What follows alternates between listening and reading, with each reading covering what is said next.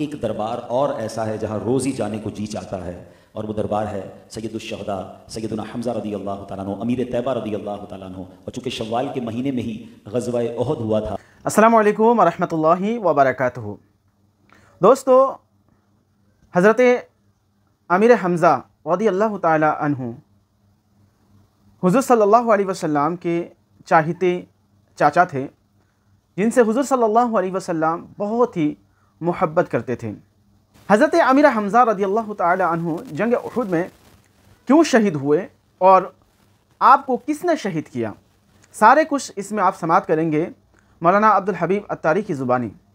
چلیے پہلے اس بیان کو سنتے ہیں جس میں یہ سارے کچھ مولانا صاحب بیان کرتے ہیں، اس کے بعد بات کرتے ہیں۔ ایک دربار اور ایسا ہے جہاں روز ہی جانے کو جی چاہتا ہے، اور وہ دربار ہے سید الشہداء سیدنا حمزہ رضی اللہ تعالیٰ عنہ، امیر طیبہ رضی اللہ تعالیٰ عنہ، اور چونکہ شوال کے مہینے میں ہی غزوہ احد ہوا تھا، اور شوال کے مہینے میں ہمیں ان کی مزید دنیا بھر میں یاد منائی جاتی ہے۔ پچھلے دنوں ہی 15 شوال کو سید الشہداء سیدنا امیر حمزہ رضی اللہ تعالیٰ عنہ کا عرس تھا۔ کیا عظیم ہستی ہیں۔ میں یہاں بہت بڑی تعداد میں نوجوانوں کو دیکھ رہا ہوں، مجھے لائیو بھی سنا جا رہا ہے۔ میں ایک مشورہ دوں گا، ویسے تو نبی پاک علیہ الصلوۃ والسلام کی سیرت کو پورا پڑھیں، مگر غزوہ احد کو لازمی پڑھیں۔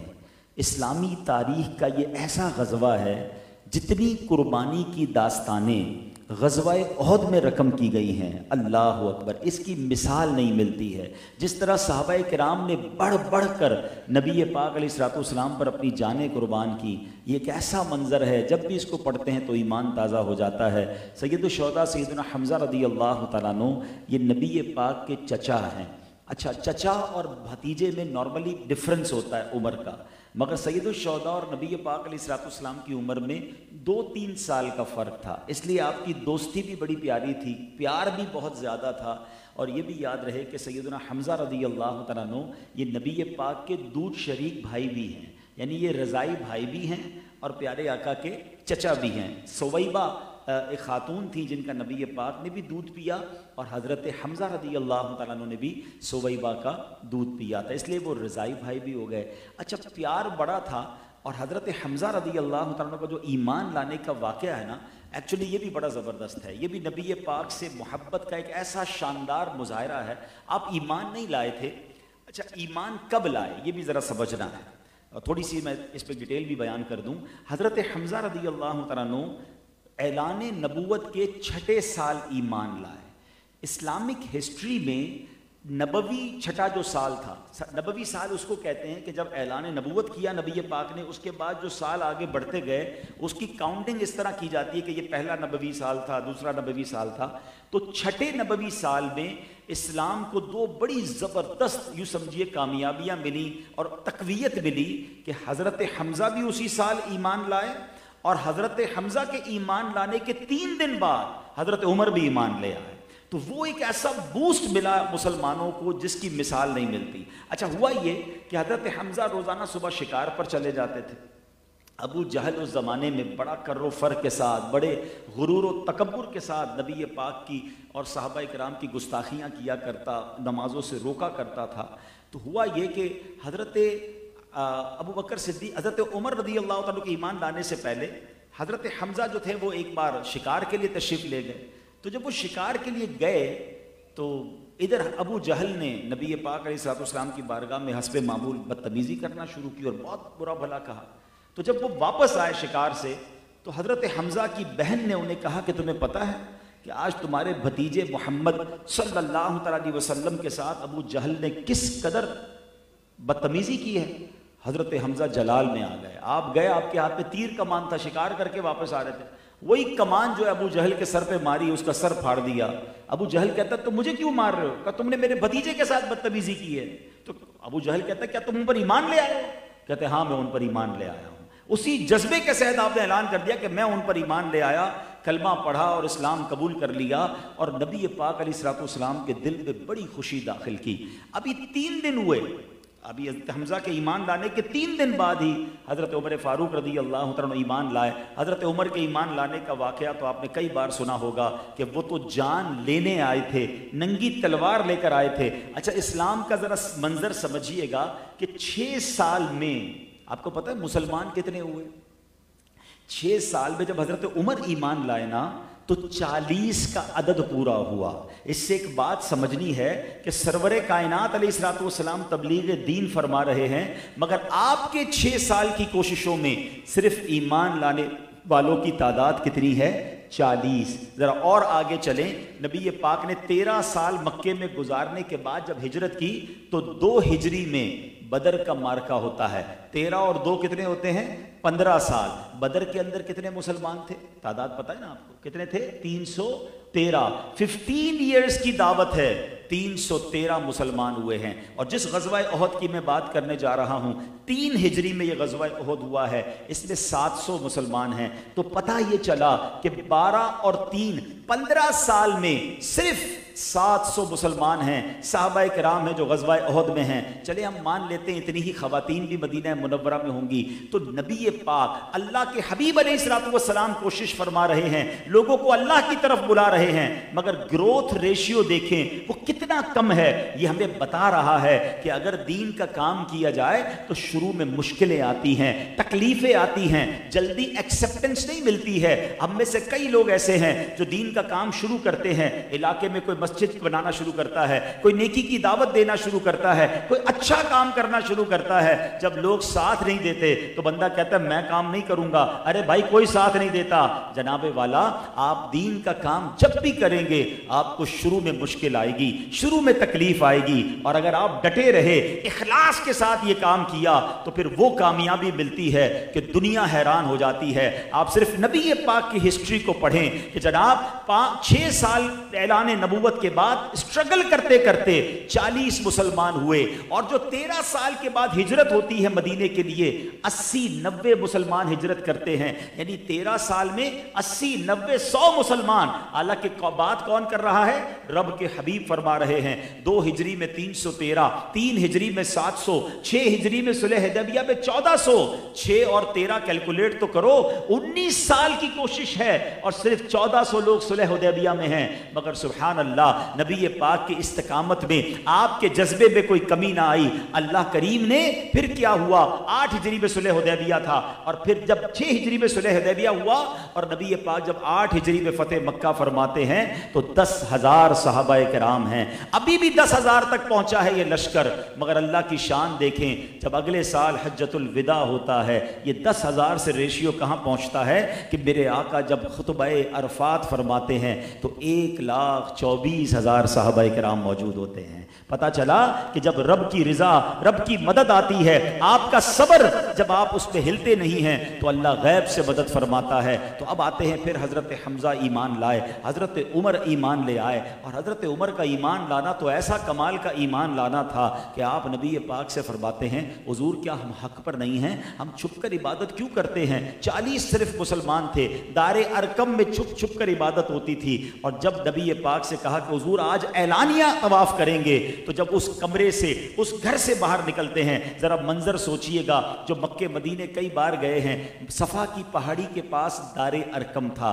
کعبہ کتنا دور ہے اس سے؟ چند قدم کے فاصلے پر ہے نا. مگر اس کمرے سے جب یہ 2 صفیں باہر نکلی تو کتابوں میں لکھا ایک صف کی قیادت کر رہے ہیں حضرت حمزہ رضی اللہ تعالیٰ عنہ, اور دوسری صف کی قیادت کر رہے ہیں حضرت عمر رضی اللہ تعالیٰ عنہ. اور یہ دونوں صفیں مسلمانوں کی جب کعبے کے سامنے جاتی ہیں تو وہاں اعلان ہوتا ہے. حضرت عمر اعلان کرتے ہیں کہ آج اگر کسی کو اپنی بیوی بیوہ کروانی ہے, اپنے بچے یتیم کروانے ہیں تو ہمارے سامنے آ جائے. اور وہ دن تھا مسلمانوں نے کھلے عام نماز پڑھی, کھلے عام طواف ہوا. اب سمجھنا یہ ہے میرے پیارے اسلامی بھائیوں, ہم سب کو یہ جاننا ہے ایک وقت اسلام کا وہ تھا کہ لوگ سجدے کرتے تو مارتے تھے, اذان دیتے تھے تو مارتے تھے, طواف کرتے تھے تو مارتے تھے.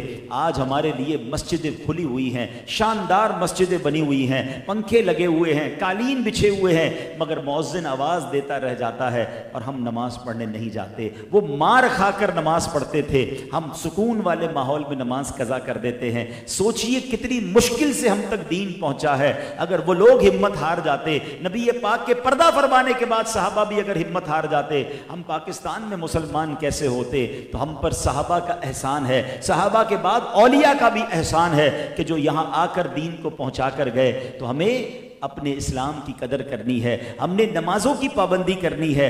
کچھ دنوں پہلے تو ہم سارے ہی نمازی تھے نا, کچھ دنوں پرانی ہی تو بات ہے, ابھی 20 دن تو ہوئے ہیں, ہم سارے ہی نمازی تھے, مسجدیں آباد تھی, فجر میں بھی لوگ جا رہے تھے. ایسا کیا ہوا کہ رمضان تو گیا, ہم بھی نماز سے چلے گئے؟ نہیں میرے پیارے اسلامی بھائیوں, ایسا نہ کیجئے. رمضان ہمیں یہ سکھا کر گیا ہے کہ ہم چاہیں تو 5 وقت پابندی سے نماز پڑھ سکتے ہیں, ہم چاہیں تو ہم روزانہ عبادت کر سکتے ہیں. تو اب ایسا کیا ہو گیا کہ رمضان کے بعد ہم نمازوں سے دور ہو گئے؟ تو آج اس خوبصورت شادی کی محفل میں آئے ہیں, صرف ڈنر کھا کے کیوں جانا ہے؟ کیوں نہ کچھ سیکھ کر جائیں, کچھ ریمائنڈر کال لے کے جائیں. سید الشہداء اور شہدائے احد کی قربانیوں کو یاد کریں. آپ نبی پاک کے چچا ہیں, مگر آپ کو بہت بے دردی سے شہید کیا گیا. نہ صرف آپ کو شہید کیا گیا بلکہ آپ کے جسم کے اعضاء نکالے گئے, آپ کے جگر کو چبایا گیا. حضرت حمزہ کی بارگاہ میں جب بھی جائیں نا, آپ کو ایک باؤنڈری سی نظر آتی ہے. حضرت مصعب بن عمیر بالکل برابر میں ہیں, حضرت عبداللہ بن جہش بھی آپ کے ساتھ ہیں. ویسے تو احد کی اتنی داستانیں ہیں کہ میں سناتا جاؤں تو رات گزر جائے, مگر ایک منٹ ان دونوں ہستیوں کے بارے میں بھی ذرا سن لیں. حضرت مصعب بن عمیر عظیم وہ ہستی ہیں جو ہم شکل مصطفیٰ تھے, جو نبی پاک کا ان کا شباہت بھی تھی, چہرہ بھی ملتا تھا. آپ کو عالم بردار بنایا گیا, آپ کو اس لشکر کا پرچم اٹھانے والا بنایا گیا. دوران جنگ دشمن نے وار کیا, آپ کا سیدھا ہاتھ کٹ گیا, آپ نے الٹے ہاتھ سے پرچم کو تھام لیا. ان ظالموں نے آپ کا دوسرا ہاتھ بھی کاٹ دیا, وہ پرچم پھر کسی اور صحابی نے سنبھالا. اور حضرت مصعب بن عمیر ایمان لانے سے پہلے مکے کے شہزادے کہلاتے تھے. اربوں پتی خاندان, جس زمانے کا بلینر جو فیملی تھی, اس فیملی سے آپ کا تعلق تھا, مگر جب ایمان لائے تو گھر والوں نے گھر سے نکال دیا, مال و دولت بھی چھین لیا, پہننے کو پورے کپڑے نہیں تھے. اور جب آپ کی تدفین کا وقت آیا تو نبی پاک کی آنکھوں میں آنسو آ گئے. حضرت مصعب بن عمیر کو کفن پہنایا جاتا, چہرہ چھپاتے تھے, پیر ننگے ہو جاتے, پیر چھپاتے, چہرے پہ کپڑا نہیں آتا تھا. یعنی مسلمانوں کی کیفیت وہ تھی کہ کفن پورا دینے کو پیسہ نہیں تھا. تو نبی پاک نے فرمایا اس کے چہرے کو کفن سے ڈھانپ دو اور پیروں پر اسخر نامی گھاس ڈال کر ان کو دفن کر دیا جائے. اور پیارے آقا کی آنکھوں میں آنسو تھے. وہ تاریخی الفاظ تھے. یہ وہ شخص ہے جس کا ایک لباس 600 دینار کا ہوا کرتا تھا, اور آج تدفین کے وقت عالم یہ ہے کہ ہمارے پاس کفن دینے کے لیے پورا کفن نہیں ہے. یہ وقت بھی اسلام نے دیکھا, یہ قربانیاں بھی اسلام نے دی ہیں. حضرت عبداللہ بن جہش جو نبی پاک کے صحابی اور اسی غزوے میں شہید ہونے والے, وہ کیا کرتے ہیں ذرا سنو کیسا جذبہ تھا. کتابوں میں لکھا, حدیث کی کتابوں میں لکھا, حضرت مصعب بن عمیر اور حضرت عبداللہ بن جہش یہ دونوں جو ہیں اس رات بیٹھے ہیں اور دعا کر رہے ہیں. حضرت عبداللہ بن جہش صحابی رسول کو کہتے ہیں میں دعا کرتا ہوں تم آمین کہنا. دعا کیسی تھی؟ کہ یا اللہ کل جنگ ہو, کل غزوہ ہو, میرے سامنے سب سے بڑا دشمن کا بہادر آئے, میں اس سے لڑوں, وہ مجھ سے لڑے, اور آخر کار میں شہید کر دیا جاؤں اور میری آنکھ, کان اور ناک کاٹ لیے جائیں. اے اللہ جب قیامت کے دن میں تیری بارگاہ میں آؤں اور تو مجھ سے پوچھے عبداللہ تیرے چہرے کو کیا ہوا, تو اے اللہ میں جواب دوں مولا تیرے نام پر سب قربان کرایا. اور ایسا ہی ہوا. غزوہ ہوتا ہے, حضرت عبداللہ بن جہش شہید ہوتے ہیں اور آپ کے جسم کے اعضاء کاٹ لیے جاتے ہیں. یہ کیسے صحابہ تھے, یہ کس قدر جذبہ رکھتے تھے. اے میرے پیارے اسلامی بھائیوں, صرف ایک غزوہ احد پکار کر کہہ رہا ہے کہ اسلام کے لیے ان لوگوں نے عظیم قربانیاں دیں تاکہ یہ دین باقی رہے, نبی پاک کا پرچم بلند رہے. آج ہم ایک دوسرے کے بارے میں, اپنے بارے میں سوچ لیں کہ میں دین اسلام کے لیے کتنی خدمت کر رہا ہوں, اس پرچم کو بلند کرنے کے لیے میری کیا خدمت ہیں. میں آخری بات کہنا چاہتا ہوں, اگر ہم میں سے کوئی ایسا میرا بھائی ہے جو اسلام کے نام کو روشن نہیں کر سکتا, تو کم از کم اسلام کے نام کو برباد تو نہ کرے, کم از کم وہ دین کے نام کو خراب تو نہ کرے. کبھی ایسا عمل تو نہ کرنا کہ ہمیں دیکھ کر کوئی کہے کہ مسلمان ایسے ہوتے ہیں. آج مسلمانوں کی وجہ سے, مسلمانوں کے جھوٹ, مسلمانوں کے دھوکے, مسلمانوں کے برے کاروبار کے طریقے, اس کو دیکھ کر لوگ کہتے ہیں کہ مسلمان ایسے ہوتے ہیں. نہیں میرے پیارے اسلامی بھائیوں, ہونا یہ چاہیے کہ ہمیں دیکھ کر لوگ کہیں کہ اگر امتی ایسا ہوتا ہے تو اس کے آقا کیسے ہوں گے. اللہ کرے یہ بات ہمیں سمجھ آ جائے اور ہم اپنے پریکٹیکل کردار سے دین کی تبلیغ کرنے والے بن جائیں۔ الحمدللہ آج کے پرفتن دور میں دعوت اسلامی ہم کو یہ موقع فراہم کرتی ہے کہ ہم دعوت اسلامی کے ماحول سے وابستہ ہو کر دعوت اسلامی کے اجتماعات میں شرکت کر کے مدنی قافلوں کے ذریعے اپنے کردار کو درست کریں اور دوسرے مسلمانوں تک اور دیگر قوموں تک بھی دین کی صحیح طریقے سے دعوت پہنچانے میں کامیاب ہوں۔ تو میری گزارش تو دوستو آپ نے پورا بیان سنا اور حضرت امیر حمزہ سید الشہداء رضی اللہ تعالی عنہ کا درد بھری شہید ہونے کا وہ منظر، وہ واقعہ اپنے سماعت کیے۔ دوستو حضرت امیر حمزہ شہید ہونے کے بعد جب جنگ احد ختم ہو گئے تو حضور صلی اللہ علیہ وسلم اپنے چاہتے چاچا حضرت امیر حمزہ کو ڈھونڈنے نکلے اور ساتھ حضرت مولا علی بھی ڈھونڈ رہے تھے۔ اتنے میں حضرت مولا علی نے سید الشہداء حضرت امیر حمزہ رضی اللہ تعالیٰ عنہ کو دیکھا کہ آپ خون سے لت پت ہیں، آپ کے کان، ناک، ہاتھ سب کاٹ لیے گئے، اور یہاں تک کہ روایت میں ہیں کہ آپ رضی اللہ تعالیٰ عنہ کے کلیجہ نکل کر کلیجہ کو چبایا گیا۔ یہ سارے کچھ منظر دیکھنے کے بعد حضرت علی رضی اللہ تعالیٰ عنہ روتے رہے اور پھر حضور صلی اللہ علیہ وسلم کے پاس جا کر سارے صورتحال بتایا۔ حضور صلی اللہ علیہ وسلم آپ کے لاش مبارک کے پاس آئے اور حضور صلی اللہ علیہ وسلم بھی روتے رہے۔ تو حضرت محترم حضرت امیر حمزہ کو ایک فری پلان کے ساتھ وحشی غلام کے ہاتھوں شہید کرایا گیا۔ بہرحال وحشی بعد میں حضور کے پاس جا کر حضور کے ہاتھوں توبہ کیے، ایمان بھی لائے۔ تو دوستو اس ویڈیو کو زیادہ سے زیادہ شیئر کریں اور حضرت امیر حمزہ رضی اللہ تعالیٰ عنہ کے لیے ایک پیارا سا کمنٹ بھی کیجیے گا۔ ملتے ہیں کسی اور ویڈیو میں، تب تک اپنا خیال رکھیں۔ خدا حافظ۔ السلام علیکم ورحمۃ اللہ۔